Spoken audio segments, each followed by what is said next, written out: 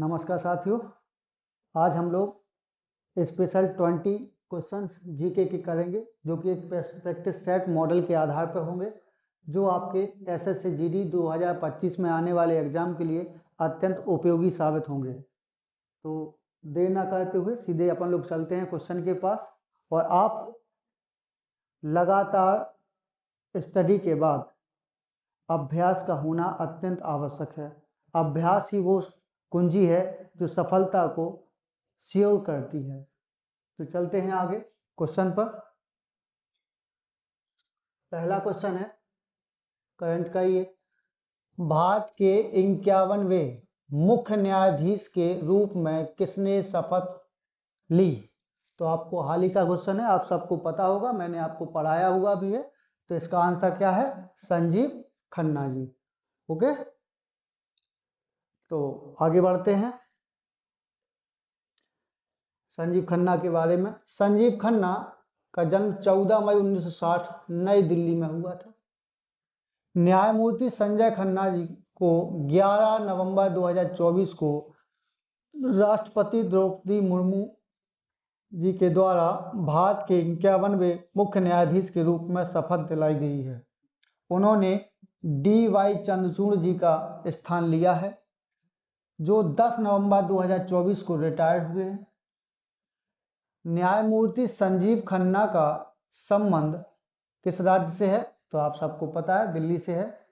1983 में नई दिल्ली के 30 हजारी कोर्ट में एक वकील के रूप में इन्होंने अपना कैरियर शुरू किया था और जस्टिस खन्ना को सर्वोच्च न्यायालय का जज की जो नियुक्ति की गई थी वो 18 जनवरी 2019 को की गई थी। याद रखना, जज के रूप में इनको नियुक्त किया गया था। कब? 18 जनवरी 2019 को। और मुख्य न्यायाधीश कब बनाया गया? तो आपको पता है 11 नवंबर 2024 को इन्होंने शपथ ग्रहण की है। उम्मीद है आपको ये क्वेश्चन समझ में आ गया होगा। चलते हैं नेक्स्ट क्वेश्चन की ओर। हरित क्रांति की शुरुआत वर्ष 1965 में हुई और पंचवर्षीय योजना 1961 से 66 के बीच थी। यानी इसका मतलब ये है कि कौन सी पंचवर्षीय योजना चल रही थी उस समय, जो 1961 से 1966 के बीच में। तो आपको पता है 1961 से 66 के बीच में कौन सी पंचवर्षीय योजना चल रही थी? तीसरी। ठीक है, तो आगे चलते हैं। 1960-61 में गहन कृषि जिला कार्यक्रम चलाया गया था। ये इंपोर्टेंट क्वेश्चन बनेगा। 1960-61 में गहन कृषि जिला कार्यक्रम, अगर क्वेश्चन यही से आ जाए कि गहन कृषि जिला कार्यक्रम कब चलाया गया था, तो आपको याद रखना होगा 1960-61 में। उसके बाद 1964-65 में गहन कृषि क्षेत्र का कार्यक्रम IAAP शुरू किया गया था। हरित क्रांति का सबसे अधिक प्रभाव किस प्रकार की फसलों पर पड़ा? तो आपको पता है गेहूं चावल की कृषि पर पड़ा था, परंतु चावल की तुलना में गेहूं के उत्पादन में अधिक वृद्धि हुई थी। भारतीय हरित क्रांति का जन्म स्थलीय पंतनगर कृषि विश्वविद्यालय जो कि उत्तराखंड में है उसको माना जाता है। अमेरिकन कृषि वैज्ञानिक नॉर्मन बोरलॉग को विश्व में हरित क्रांति लाने का श्रेय है, यानी उनको हरित क्रांति का जनक माना जाता है, जिन्होंने मैक्सिकन बोना गेहूं शोध करके हरित क्रांति को जन्म दिया था। नॉर्मन बोरलॉग जी को 1970 में नोबेल का शांति पुरस्कार भी प्राप्त हुआ। तो इतनी जानकारी के साथ आप लोग आगे बढ़ेंगे। नेक्स्ट क्वेश्चन, भारतीय खिलाड़ी अनाका अलंका मोनी, यानी अनाका अलंका मोनी किस खेल से संबंधित हैं या कौन सा गेम खेलती हैं? तो आपको पता है कि अनाका अलंका मोनी कौन सा गेम खेलती हैं? तो वो खेलती हैं स्क्वैश। ओके, तो आइए बढ़ते हैं। वर्ष 2014 में अनाका अलंका मोनी को अर्जुन पुरस्कार से सम्मानित किया गया था। स्क्वैश खेल से संबंधित और भी अन्य खिलाड़ी हैं, जैसे दीपिका पल्लिकल, सौरभ घोषाल, ज्योत्सना चिनप्पा अनाहत सिंह, ऋत्विक भट्टाचार्य आदि। तो याद रखना कोई भी जो प्लेयर का नाम है किसी भी प्लेयर के नाम से पूछा जा सकता है। ऐसा भी पूछा जा सकता है कि सौरभ घोषाल का संबंध किस खेल से है, तो आपको जवाब देना है स्क्वैश से।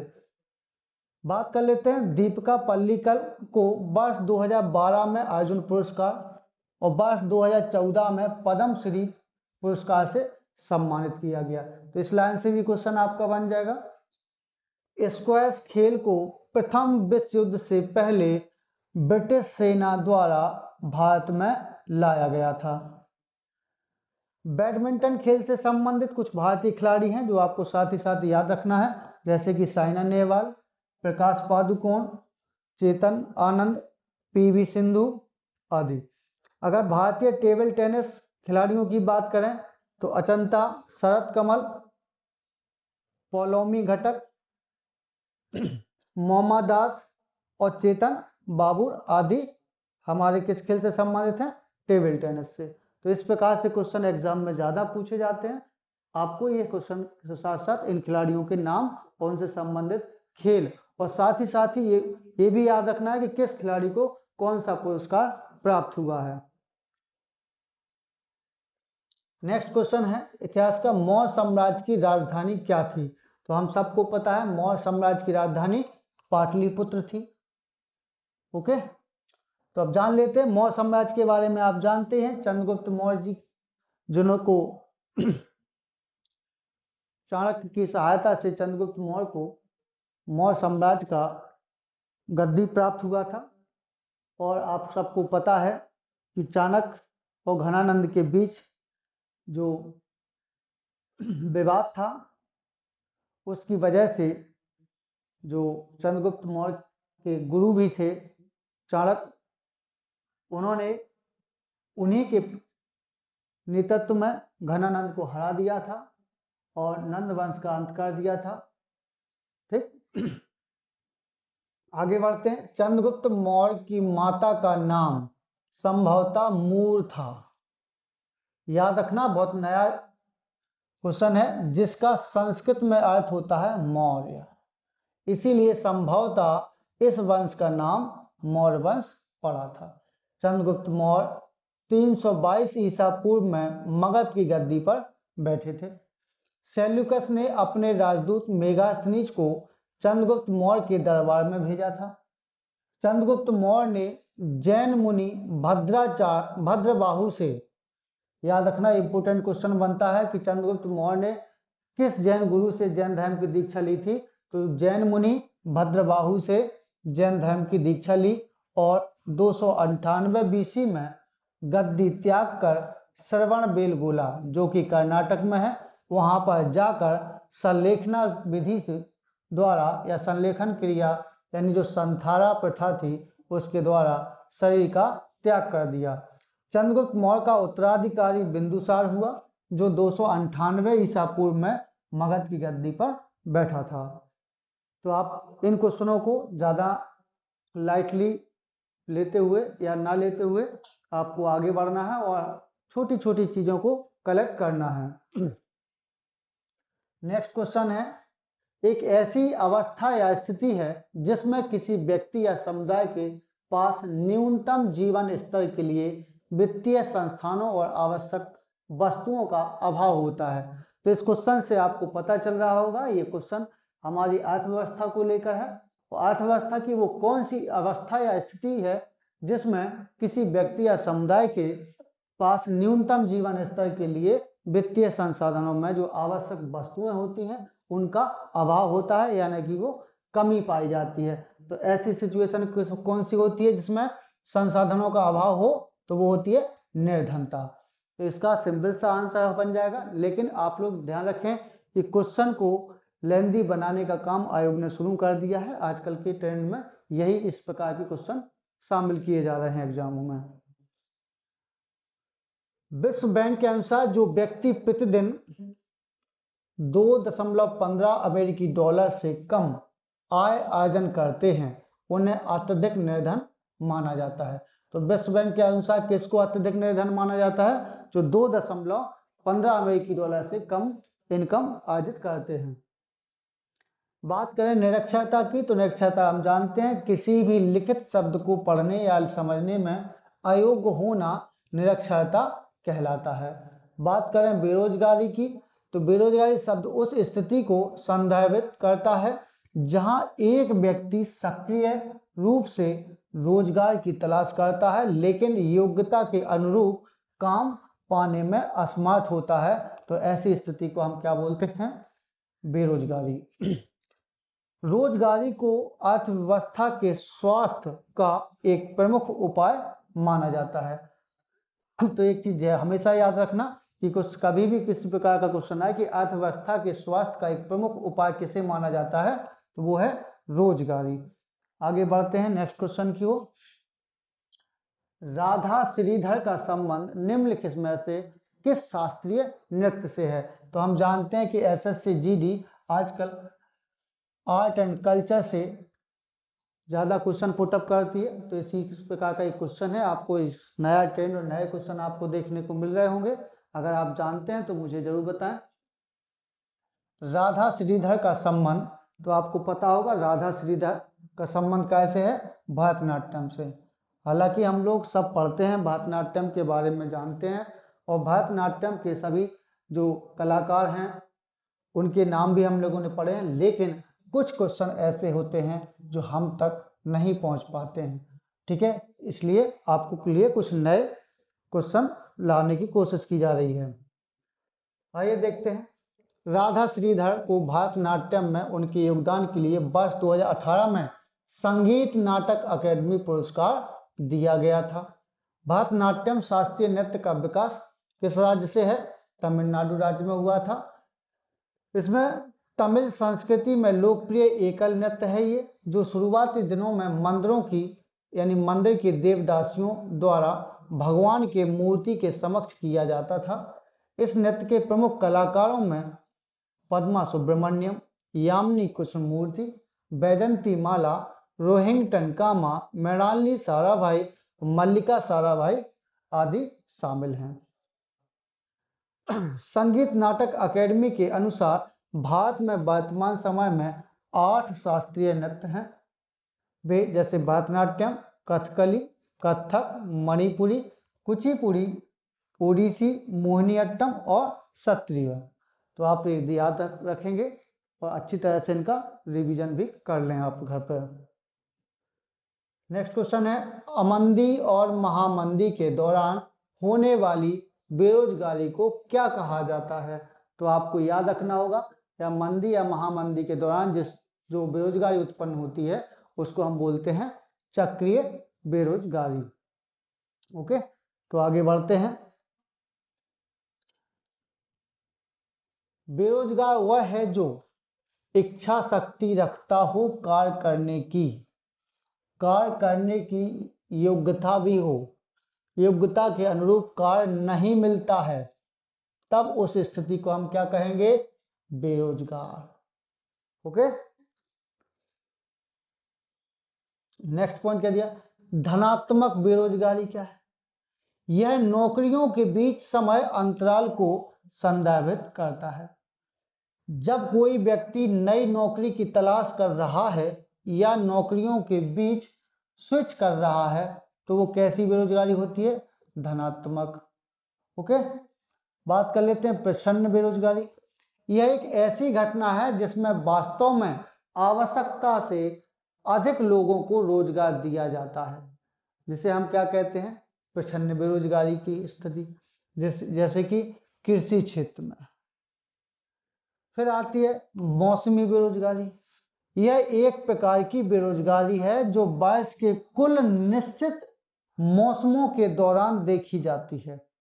जो मौसम के अनुरूप जो बेरोजगार बैठ जैसे फसल हो जाती है, बो देते हैं, उसके बाद जो बीच के समय में खाली रहते हैं व्यक्ति, तो उसको हम मौसमी बेरोजगारी मानते हैं। मंदी का मूल कारण क्रय शक्ति का अभाव होता है, यानी अगर व्यक्तियों में खरीदने की क्षमता नहीं होती है या कम होती है तो हम उसको कहते हैं कि भाई मंदी चल रही है।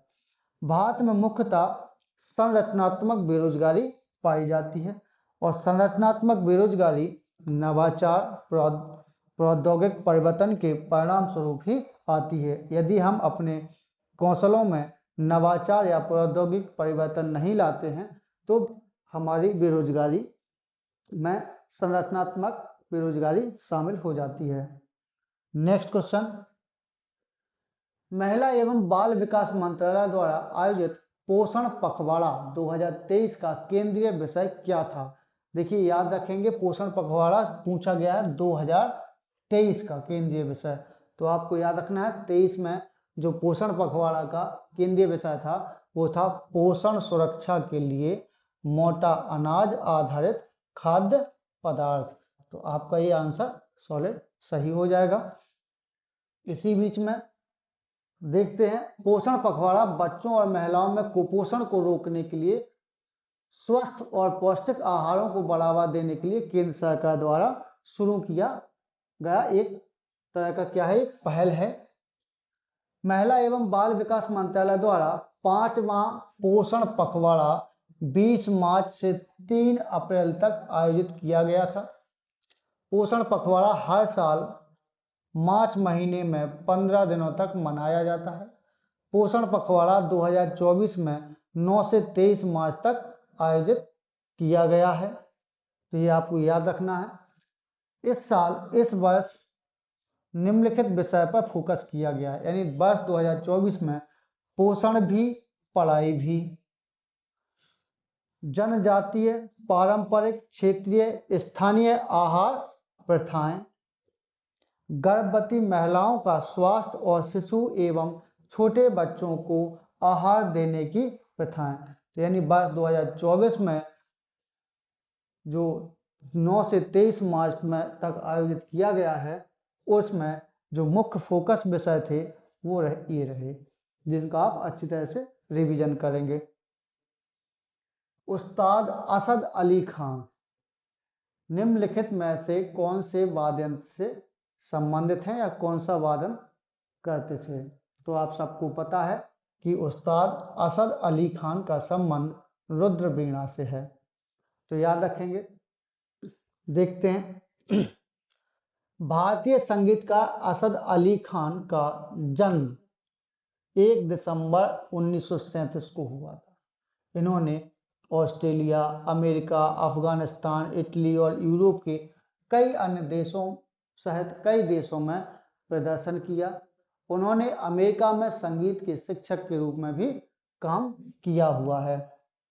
उस्ताद असद अली खान ने कई सम्मान भी जीते हैं, जैसे कि इनको वर्ष 2008 में नागरिक सेवा के लिए पद्म भूषण पुरस्कार, 1977 में संगीत नाटक अकादमी पुरस्कार भी प्राप्त हुए हैं। तो याद रखेंगे कि उस्ताद असद अली खान का संबंध किस वाद्ययंत्र से है? तो आपको पता चल चुका है, रुद्र वीणा से। भारत में वित्तीय वर्ष कब से कब तक लिया जाता है? तो आप जानते हैं भारत में वित्तीय वर्ष 1 अप्रैल से 31 मार्च के बीच होता है, यानी 1 अप्रैल से शुरू होता है और अगले साल 31 मार्च को खत्म हो जाता है। वित्तीय वर्ष को राजकोषीय वर्ष, बजट वर्ष के नाम से भी जाना जाता है। भारत का वित्तीय वर्ष 1 अप्रैल से शुरू होता है और अगले साल 31 मार्च को समाप्त हो जाता है। बात करते हैं संविधान में इसका क्या प्रावधान है। तो संविधान के अनुच्छेद 112 के तहत वित्तीय वर्ष के संबंध में सरकार की अनुमानित प्राप्तियों और व्ययों का विवरण संसद के समक्ष प्रस्तुत करना एक संवैधानिक अनिवार्यता है। इसी वार्षिक वित्तीय विवरण से मुख्य बजट का दस्तावेज बनता है। बजट जो है वो 2 प्रकार के होते हैं, राजस्व बजट और पूंजीगत बजट। राजस्व बजट में सरकार की चालू प्राप्तियों और उन प्राप्तियों से किए जाने वाले व्यय के विवरण को दर्शाया जाता है।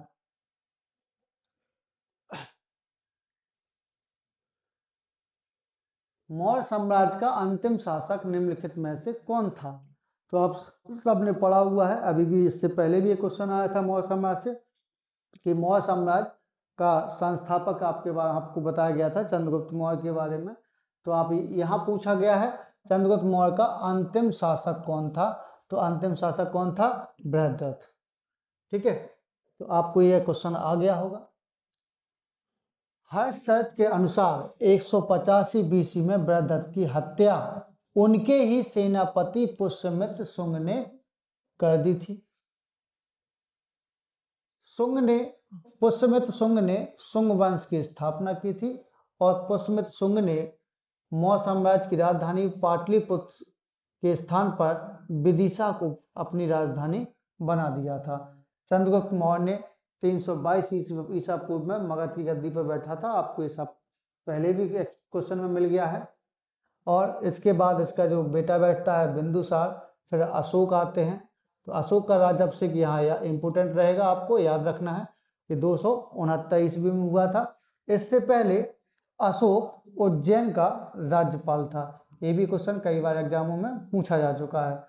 अशोक को उनके शिलालेखों में सामान्यतः देवानाम प्रियदर्शी की उपाधि दी गई है, या उसके नाम से, इस नाम से उनका नाम लिखा गया है। अशोक ने राज्याभिषेक के 8वें वर्ष यानी 261 ईसा पूर्व में कलिंग पर आक्रमण किया था, जिसकी विस्तृत जानकारी अशोक ने 13वें बृहद शिलालेख से मिलती है। तो ये हम लोग याद रखेंगे कि कलिंग पर आक्रमण अशोक ने कब किया था, तो 261 ईसा पूर्व में किया था, वो अपने राज्याभिषेक के 8वें वर्ष बाद। नेक्स्ट क्वेश्चन, मुद्रा और बैंकिंग के संबंध में SLR का पूर्ण रूप क्या है? यानी आपको याद रखना है कि SLR का फुल फॉर्म क्या होता है, तो आप यहाँ पर स्पष्ट तरीके से समझ लें। स्टैट्यूटरी लिक्विडिटी रेशियो, ये SLR का फुल फॉर्म होता है, जिसे हम वैधानिक तरलता अनुपात यानी स्टैट्यूटरी लिक्विडिटी रेशियो SLR जमा का न्यूनतम प्रतिशत होता है, जिसे एक वाणिज्यिक बैंक को तरल नकदी, सोना अथवा अन्य प्रतिभूतियों के रूप में बनाए रखना होता है। SLR प्रतिभूतियां कुछ दिनांकित प्रतिभूतियां या भारत सरकार के बॉन्ड, राजकोषीय बिल, बाजार उधार का कार्यक्रम के अंतर्गत राज्य सरकारों के राज्य विकास ऋण और भारतीय रिजर्व बैंक द्वारा अधिसूचित कोई अन्य साधन हो सकते हैं। भारतीय रिजर्व बैंक द्वारा निर्धारित SLR की सीमा 0 से 40% तक है। मुद्रास्फीति कम करने के लिए RBI के द्वारा SLR में बढ़ोतरी की जाती है। ये पॉइंट बिल्कुल नोट कर लेना कि मुद्रास्फीति कम करने के लिए RBI के द्वारा SLR में बढ़ोतरी की जाती है या कमी की जाती है। तो इस प्रकार का क्वेश्चन बन सकता है, या RBI के द्वारा SLR की सीमा कितने % तक है, तो 0 से 40% तक है। आगे बढ़ते हैं। आर्थिक विकास में वृद्धि करने के लिए भारतीय रिजर्व बैंक द्वारा SLR को घटाया जाता है। यहाँ याद रखेंगे, आर्थिक विकास में वृद्धि करना होगा तो RBI द्वारा SLR को क्या किया जाएगा, घटाया जाएगा, और मुद्रास्फीति कम करने के लिए RBI के द्वारा SLR में बढ़ोतरी की जाएगी। वर्तमान में SLR 18% है, ये आपको याद रखना है कि वर्तमान में कितना है SLR, 18% तक है, जो अगस्त 2024 के अनुसार यहाँ पर दर्शाया गया है। नेक्स्ट क्वेश्चन है, 2001 की जनगणना के अनुसार, देखो भाई 11 तो बहुत पूछा जा चुका है, बात करते हैं, क्वेश्चन पूछा गया है 2001 की जनगणना के अनुसार भारत की कुल साक्षरता दर कितनी है? तो आपको पता होगा, नहीं पता है तो आप देखेंगे कि वर्ष 2001 की जनगणना के अनुसार भारत की कुल साक्षरता दर 64.83% थी।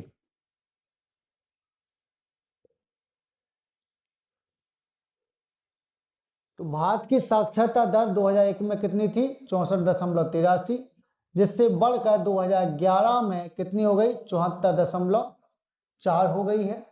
2011 की जनगणना के अनुसार देश में पुरुषों की साक्षरता दर कितनी है? 82.14% तथा महिलाओं की साक्षरता दर 65.46% है। भारत के राज्यों में केरल राज्य जनगणना 2011 के अनुसार 93.91% के साथ साक्षरता दर में सबसे अधिक है, यानी केरल की सर्वाधिक साक्षरता दर है। जनगणना 2011 के अनुसार जैन समुदाय सबसे ज्यादा साक्षर है। 2011 की जनगणना के अनुसार सबसे कम साक्षरता दर वाले राज्यों में बिहार टॉप पर है, यानी सबसे कम साक्षरता दर किस राज्य की है? तो वो है बिहार की। कितनी है? तो 61.80%। ओके, चलिए, निम्नलिखित में से किसे आधुनिक अर्थशास्त्र का जनक माना जाता है? तो आप सबको पता होगा कि आधुनिक अर्थशास्त्र का जनक हम एडम स्मिथ को मानते हैं। आगे बढ़ते हैं। एडम स्मिथ को अर्थशास्त्र के पिता, पूंजीवाद के पिता के रूप में भी जाना जाता है। इन्होंने अपनी पुस्तक वेल्थ ऑफ नेशन, कई बार पुस्तक को पूछा जा चुका है, 1776 में प्रतिस्पर्धा, आपूर्ति और मांग। तो इसका जो मेन सब्जेक्ट है प्रतिपूर्ति मांग, यानी प्रतिस्पर्धा, आपूर्ति और मांग, और एक मुक्त बाजार में श्रम के संबंध में इस पुस्तक में वर्णन किया गया है। यानी वेल्थ ऑफ नेशन पुस्तक में किस चीज का वर्णन किया गया है? तो प्रतिस्पर्धा, आपूर्ति और मांग और एक मुक्त बाजार में श्रम के संबंध में इस पुस्तक में वर्णन है। अगर बात करते हैं नेक्स्ट कार्ल मार्क्स की, तो कार्ल मार्क्स एक क्रांतिकारी विचारधारा के समाजवादी और समाजशास्त्री और अर्थशास्त्री भी थे, ये आप ध्यान रखेंगे। कार्ल मार्क्स ने दास कैपिटल एक पुस्तक लिखी थी। इन्होंने तर्क दिया कि औद्योगिक समाज पूंजीवाद पर आधारित है। अगर ये तर्क या कथन के रूप में पूछ लिया जाए तो आप याद रखेंगे कार्ल मार्क्स ने ये बात कही थी कि औद्योगिक समाज पूंजीवाद पर आधारित है। अल्फ्रेड मार्शल एक अंग्रेज अर्थशास्त्री थे। उनकी पुस्तक प्रिंसिपल ऑफ इकोनॉमिक्स, ये पुस्तक ध्यान रखेंगे, प्रिंसिपल ऑफ इकोनॉमिक्स, जो 1890 में कई वर्षों तक इंग्लैंड में प्रमुख आर्थिक पाठ्य पुस्तक के रूप में रही। उम्मीद है क्वेश्चन आपको समझ में आ रहे होंगे। जलीय प्राणियों को पानी के अंदर सांस लेने के लिए निम्नलिखित में से किसकी आवश्यकता होती है? तो जलीय प्राणियों में अगर वो सांस लेना चाहते हैं तो वो क्या लेते हैं भाई? तो वो जल में घुलित ऑक्सीजन को सांस लेने के लिए प्रयोग करते हैं। निश्वासन यानी ब्रीदिंग सांस लेने की प्रक्रिया है जिसमें ऑक्सीजन को भीतर लेना और कार्बन डाइऑक्साइड को बाहर छोड़ना शामिल होता है। जल में रहने वाले सभी जीव कुछ अपवादों को छोड़कर गलफड़ों से सांस लेते हैं। गलफड़ों की सहायता से जलीय जंतु जल में विलयन यानी जल में मिली यानी विलियत ऑक्सीजन को ग्रहण करते हैं। कुछ प्रमुख जंतु एवं उनकी श्वसन प्रक्रिया दी गई है, जैसे अमीबा एक सरल विषण प्रक्रिया के द्वारा श्वसन करता है। केंचुआ एवं मृदा में रहने वाले जीव त्वचा द्वारा अवशोषित करके। टिड्डा एवं तिलचट्टे ट्रेकिया द्वारा गैस विनिमय करते हैं।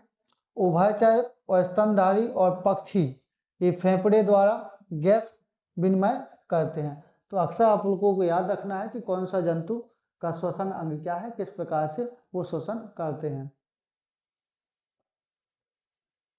जून 2023 तक विश्व बैंक के कार्यालयीय निदेशकों ने अजय बंगा को 5 साल के कार्यकाल के लिए विश्व बैंक के अध्यक्ष के रूप में चुना है। तो आपको बताना है कि विश्व बैंक के जो अध्यक्ष बने हैं अजय बंगा जी, वो कौन से अध्यक्ष के रूप में चुने गए हैं। तो आपको याद रखना है कि वो विश्व बैंक के 14वें अध्यक्ष के रूप में उनको चुना गया था।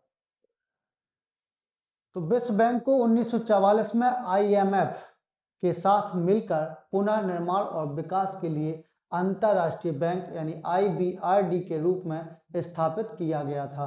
तो आपको याद रखना है विश्व बैंक को कब स्थापित किया गया था, 1944 में। किस रूप में किया गया था, IMF के साथ, और IBRD के रूप में स्थापित किया गया था। IBRD जो विश्व बैंक के नाम से अधिक लोकप्रिय है, यानी इसको हम विश्व बैंक के नाम से ही जानते हैं। विश्व बैंक समूह 5 संस्थानों की एक अनूठी वैश्विक साझेदारी है जो विकासशील देशों में गरीबी को कम करने और साझा समृद्धि का निर्माण करने वाली स्थायी समाधानों के लिए कार्य कर रहा है। तो याद रखेंगे कि विश्व बैंक किस प्रकार का काम कर रहा है, तो विकासशील देशों में गरीबी को कम करने और साझा समृद्धि का निर्माण करने वाली स्थायी समाधानों के लिए ये काम कर रहा है। तो विश्व बैंक संयुक्त राष्ट्र की विशिष्ट एजेंसियों में से भी एक है। ये 189 देश इसके सदस्य हैं, यानी विश्व बैंक के सदस्य संख्या कितनी है, 189। इसमें से भारत भी एक सदस्य देश के रूप में शामिल है। विश्व बैंक का मुख्यालय जो है वॉशिंगटन DC में है, और वॉशिंगटन DC जो कि अमेरिका की राजधानी भी है। विश्व बैंक द्वारा कुछ प्रमुख रिपोर्ट जारी की जाती हैं जो कि आपको बहुत ही अच्छी तरह से याद रखना है कि मानव पूंजी सूचकांक, world development report, ease of doing business. हालांकि ये अभी प्रकाशन बंद हो गया है तो आपको पूछा जा सकता है, तो आप ये चीजें याद रखेंगे। प्रधानमंत्री श्री नरेंद्र मोदी जी की अध्यक्षता में आर्थिक मामलों की मंत्रिमंडलीय समिति ने वर्ष 2023 में की अवधि के लिए 13,000 करोड़ के वित्तीय परिव्यय के साथ एक नई केंद्रीय क्षेत्र योजना PM विश्वकर्मा को मंजूरी दी थी, जो कि कितने वर्ष के लिए है, तो आपको याद रखना है ये 5 वर्ष के लिए दी गई थी। तो 5 वर्ष की अवधि के लिए 13,000 करोड़ के वित्तीय परिव्यय के साथ साथ एक केंद्रीय क्षेत्र की योजना कौन सी बनाई गई है, PM विश्वकर्मा। इस योजना को मंजूरी प्रदान कर दी गई है 5 वर्ष के लिए। तो आगे बढ़ते हैं इसके बारे में। PM विश्वकर्मा योजना का शुभारंभ 17 सितंबर 2023 को नई दिल्ली में किया गया था। तो आप यहाँ ये चीज ध्यान रखेंगे, इसका शुभारंभ 17 सितंबर 2023 को कहाँ से हुआ है, नई दिल्ली से इसका शुभारंभ किया गया है। इसका मुख्य उद्देश्य क्या है कि जो पारंपरिक शिल्पकार हैं और कारीगर हैं उनके 30 लाख परिवारों को बिना गारंटी के न्यूनतम ब्याज दर पर ऋण दिया जाएगा। यानी जो शिल्पकार हैं और कारीगर हैं उनको बिना किसी यानी कोई गारंटी नहीं देना है आपको, और सबसे कम से कम ब्याज दर पर उनको लोन दिया जाएगा। तो PM विश्वकर्मा योजना के तहत 18 पारंपरिक व्यवसायों को शामिल किया गया है। यानी क्वेश्चन बनेगा कि PM विश्वकर्मा योजना के तहत कितने व्यवसायों को शामिल किया गया है, तो आपको याद रखना है 18 व्यवसायों को शामिल किया गया है। तो उम्मीद है कि आपको ये क्वेश्चन अच्छी तरह से समझ में आए होंगे, और इसी प्रकार आपको डेली 20 जो क्वेश्चन है 20 क्वेश्चन की स्पेशल GK सीरीज आपको मिलती रहेगी।